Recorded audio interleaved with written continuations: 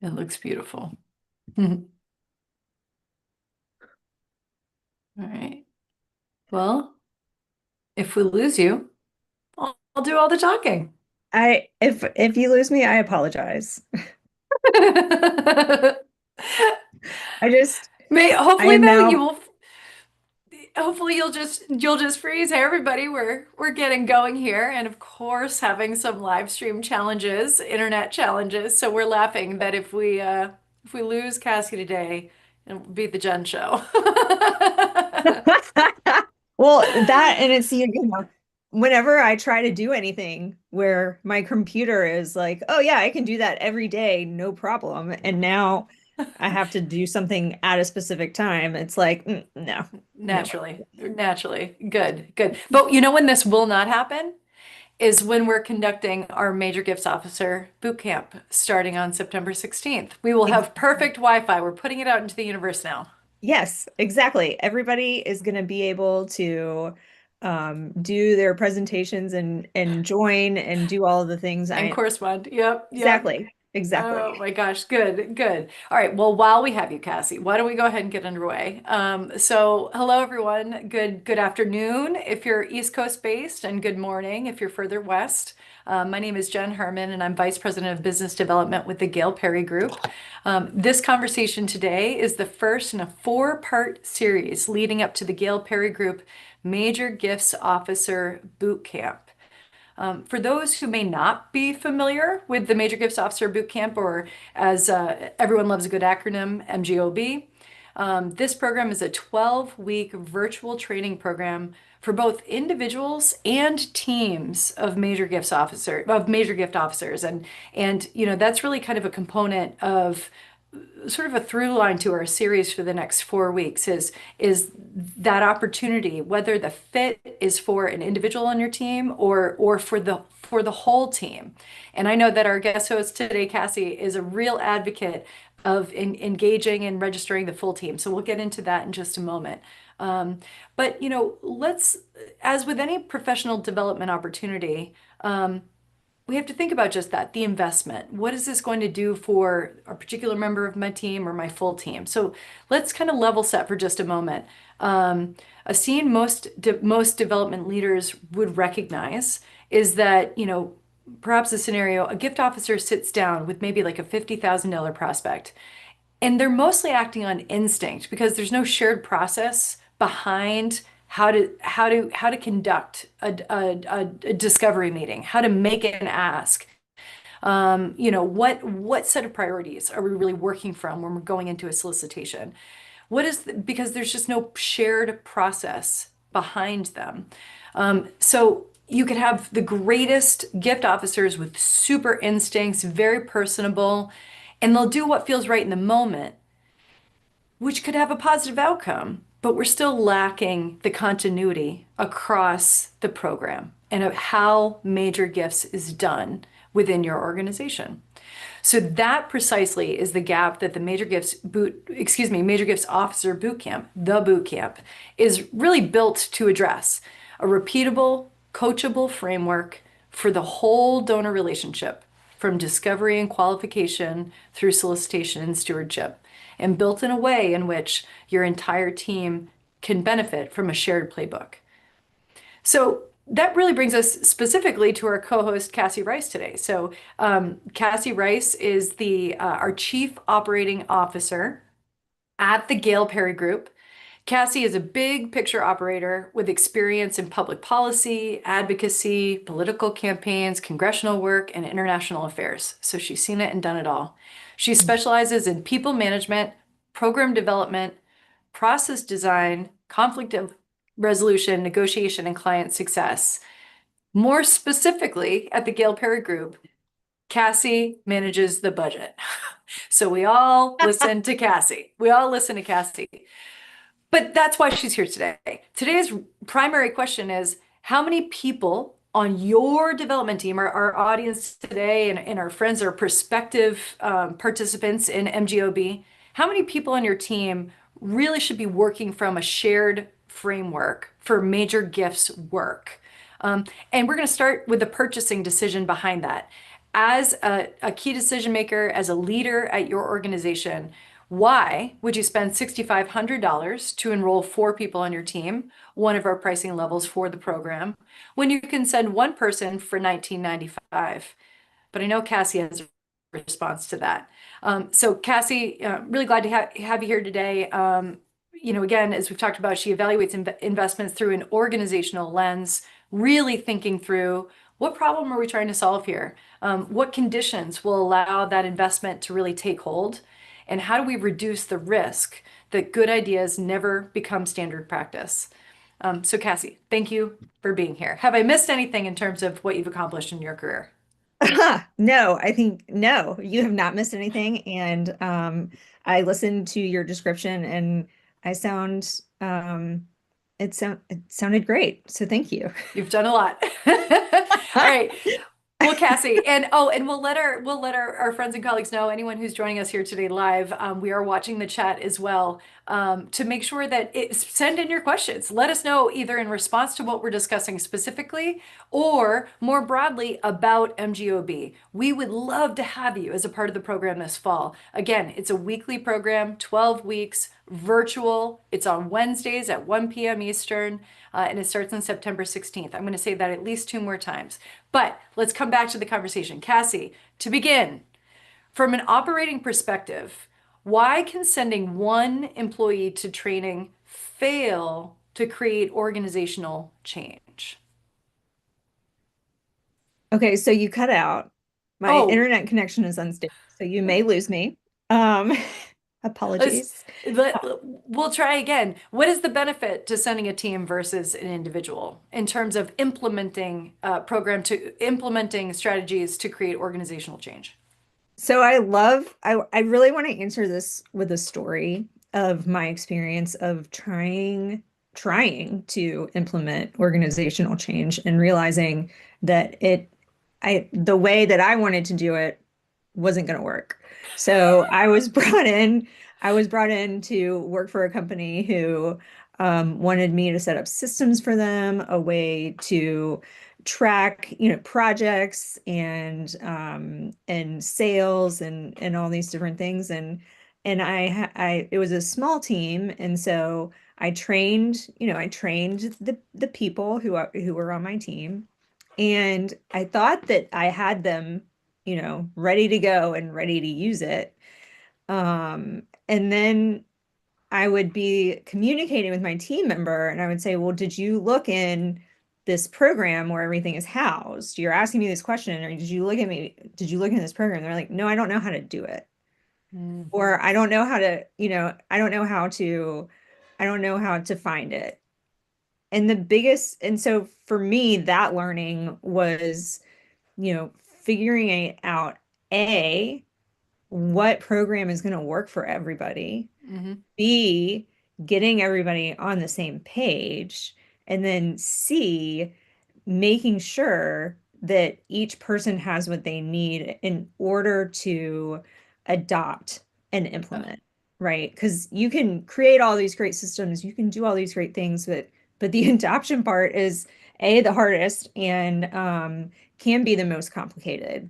Um, but also when it works is also pretty amazing, I think. To me, Um, Cassie, it's I hadn't heard your story. Makes a lot of sense. It sort of strikes me that an element, and you can tell me if you did this, but really an element of coaching and teaching everyone a process simultaneously is almost the key here, right? Like, perhaps you had coached and taught your team, but you'd done it one at a time, right? And having everybody in the same room and the same time, week after week, to really reinforce the strategy and the ideas. I can see that kind of being not the solution to. if and exactly. I mean, like exactly. Like if I had that, I would have been all right, so at next week's training talk X, Y, and Z, and then we're gonna make sure we ask these specific that are accountable. And like it would have gone a lot better if I had had weekly training. Oh my gosh. Cassie, we live and we learn, without a doubt.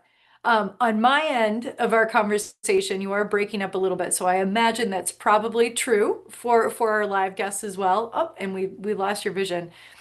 Can you hear me, Cassie? No. Well, everyone, it's the Jen Show now. So we'll try to give Cassie just a moment I to can re hear. Oh, good, you can hear us, Cassie. All right, great. Well, let's try to continue our I can conversation. hear you, but I was so delayed. Okay, let's do it. We'll see what we can do. We'll See see how what we far can we do. get. Yeah, let's All right, so kind of thinking through this further, okay? Key decision maker, you're in a position, you're trying to evaluate opportunities to invest in your team. We're starting to formulate this picture around, okay, what would it mean to coach, teach everyone simultaneously from the same playbook on the same cadence versus an individual? But that kind of begs the question. So, what should a leader put into place so that a team registration, so if you do register a full team, truly becomes a capacity building investment for your organization? I think that there are a couple of key things that a leader can do. Let's say I was sending my team, but I wasn't attending the webinars. Mm, I would ask the team to give me a 10-minute replay from what they just learned. And I would have them do it like to get on Zoom, 10 minutes and say, what did you learn? What's next week? And then I might schedule a deeper dive into how we can talk about changing what we do at our organization to apply um, what was just learned in that. And so I think having the leadership reinforcement is really important and support. And so that the team members know that leadership is there too. And mm. and leaders, that everybody is on the same page. I think that kind of cohesion is, in my opinion, essential in running a successful team and doing moves management with a successful team. I love that. I love that. And I think, to sort of you're talking about that scenario where a team participates, but perhaps their direct manager does not, and that kind of brings me to sort of the point that it's not only about attendance, right? Like it's not just about the whether or not the manager's in the room. There's a way to really draw out from your team and to lead additional reflection Yeah. and then come together and think about the application within your organization. Because I think at the end of the day, it's what you're really hoping for out of a professional development investment is whether there's changed behavior Yeah. and whether that can be traced through improved outcomes. Yeah. And I think what you've described is really just a really effective process for reinforcing those objectives. So, um, Yeah.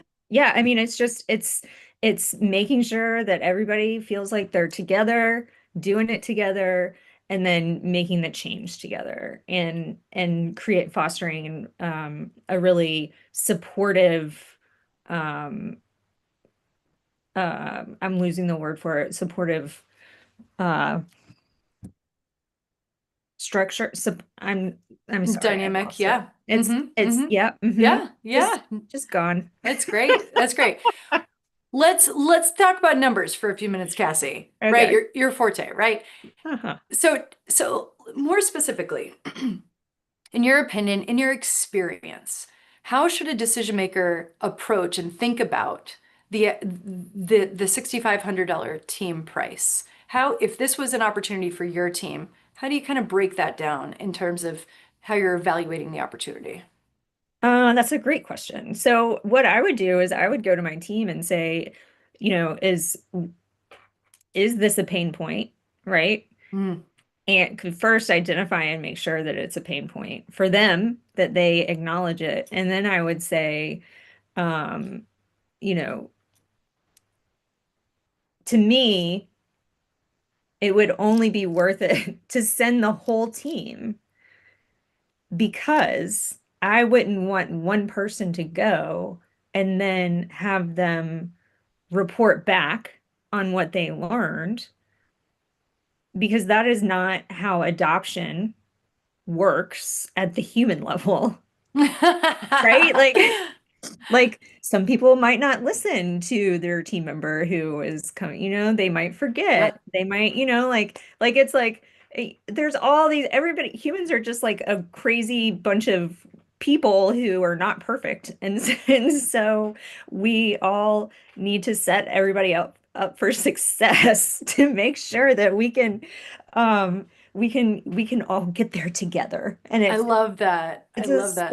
it can be a slow and arduous process, but also taking everybody together is Mhm.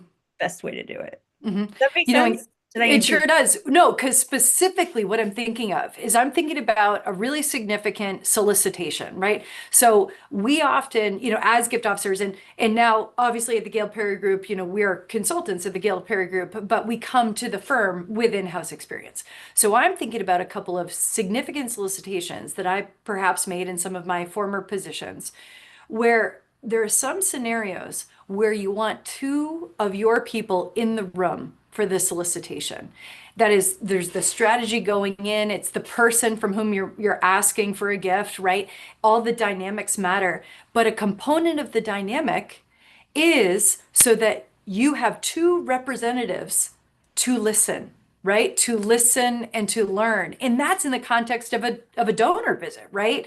But I think it's kind of just to your point. I mean, that's how we relate it to the work that we do, but that's really just your point is, one set of eyes and ears, while we welcome individuals to the program, if the organization has if it's possible to send more than one, I think it really just again reinforces and also ensures that key messages are coming back in-house. That's how I interpret what you're saying. Yeah. Yeah, I mean, and I don't I'm kind of going off script here, but I really want to go back and emphasize how important it is to work together to figure out how what is learned in this series and what is learned in this series is applied to your specific shop because Mm, everybody's different, right? Everybody's mhm. different. And so the most important thing is figuring out what works for Yeah, you. yeah. So, Oh, well, and then I get excited because then I think of, okay, so how is the program designed, right? We've mentioned this. This is time number three, right? It's a 12-week virtual program. It's on Wednesdays at 1 p.m. Eastern. Each session is 75 minutes long. They are weekly, starting on September 16th through December 9th. We're going to take a break for Thanksgiving as long as that's okay with everybody. But um, Oh my gosh, Cassie, now I've done it. I've completely lost track of what I was about to say. The program itself, again, the model of the program is of the 12 weeks, 9 of those are presentations. They are interactive with the participants, but there'll be presentations. We've got to get the content out there, right? But then 3 of the weeks interspersed in the 12 are cohort coaching sessions. And that's exactly where individual teams, like each team, each organization that's a part of the program, can bring their real life, real time challenges, opportunities, dilemmas to the table and apply what you're learning right there, right? In this sort of this round table with one of your consultant facilitators. So anyway, Cassie, just trying to reiterate that the model of the program itself is really designed in a way to reinforce throughout the 12 weeks how to take what you learn and apply it directly to your organization. exactly. Yep. And that I think is the biggest piece and it's part of the work, right? Like you learn, you do the learnings and then you apply them just like in Yeah, school. I love it.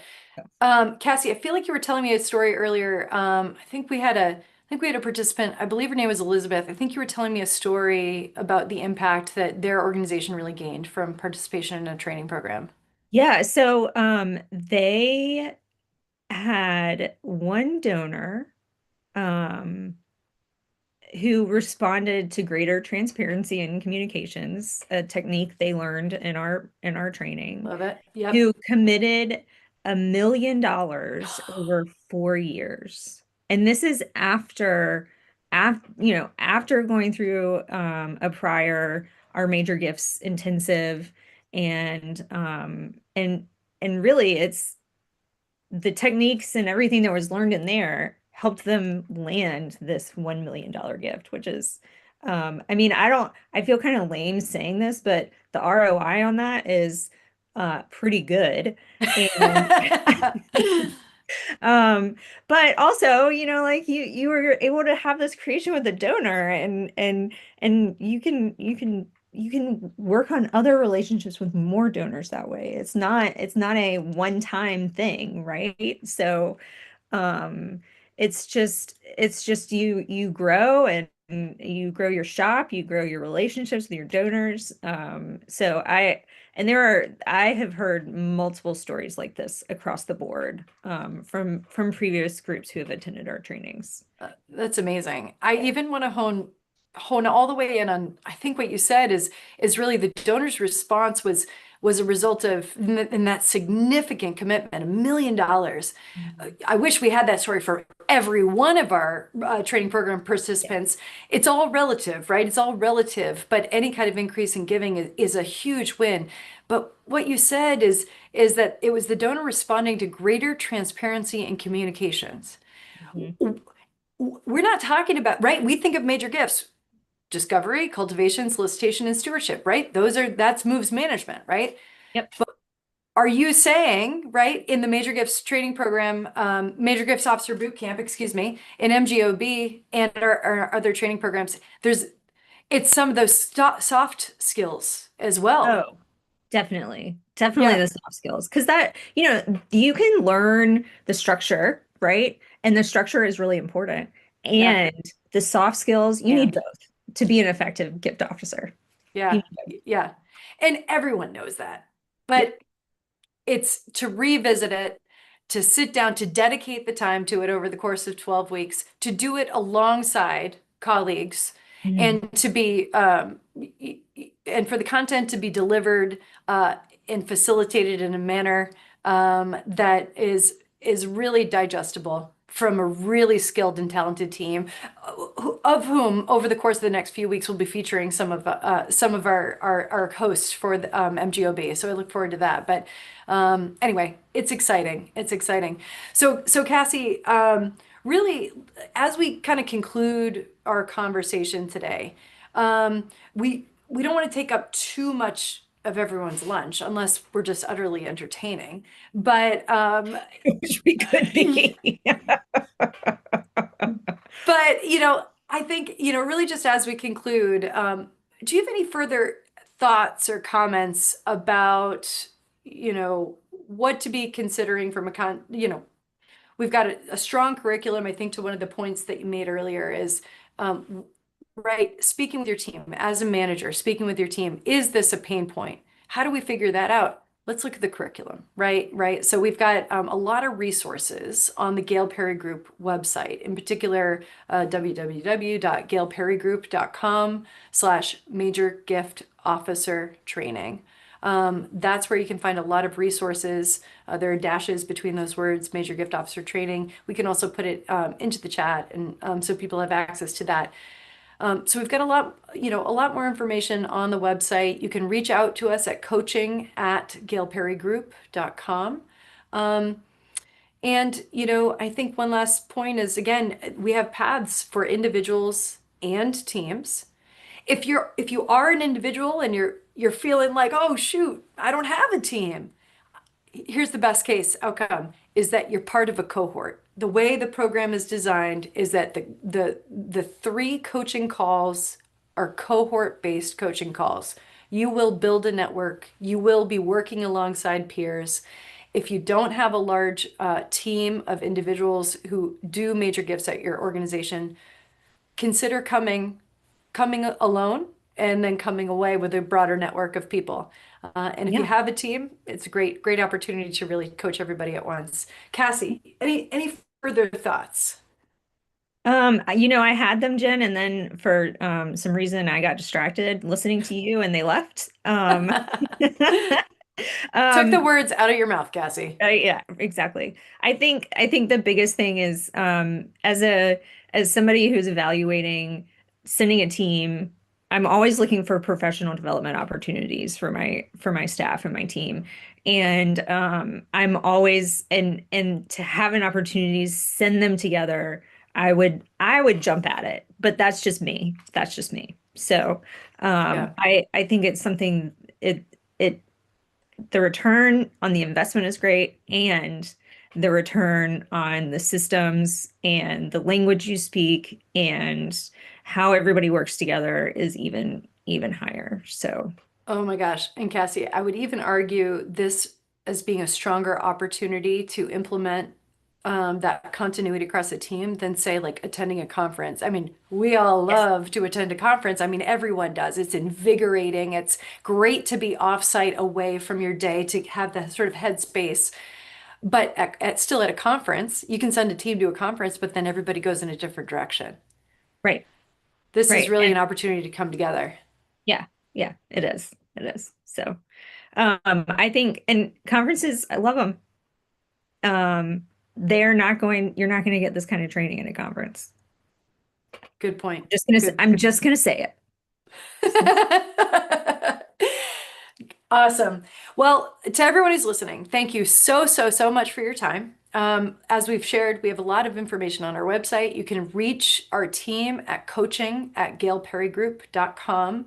Also on our website, and over the course of the next few weeks, we're going to be featuring some of our program hosts, MGOB hosts, including senior consultant Evan Northup and Vice President for Client Service, Gina Vaughn. We also have the fabulous opportunity to engage founder and fundraiser extraordinaire Gail Perry in a few more weeks too. So again, stay tuned. LinkedIn Live for the next 4 weeks, 12 o'clock on Thursdays, and we'll be talking about MGOB and the opportunities for your team to be part of the program. Thank Thanks, you. everybody. Thank you for Thanks being for here, joining. Cassie. Thanks, Jen. You're amazing. Oh, good to be with you. All right. Thanks, everybody.